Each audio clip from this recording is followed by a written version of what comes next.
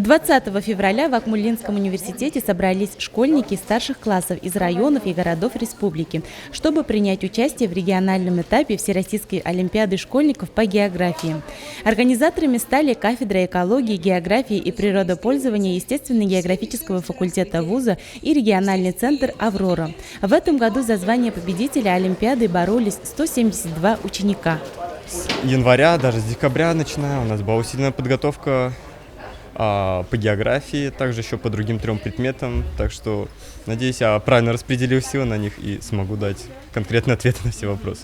Мне кажется, сейчас, в данный момент, в данной ситуации это очень важно, так как идут такие военные действия, в которых стирается история. Мы должны знать историю, нашу территорию и так далее.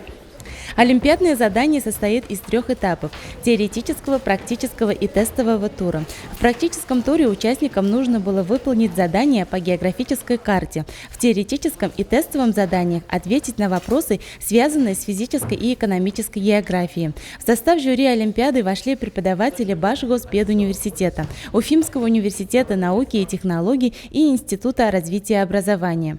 Председателем жюри стала доцент кафедры экологии, географии и природопользования вуза Закира Латыпова. У нас в 9, 10, 11 классы, и поэтому охвачена вся география, вся физическая география и вся экономическая география.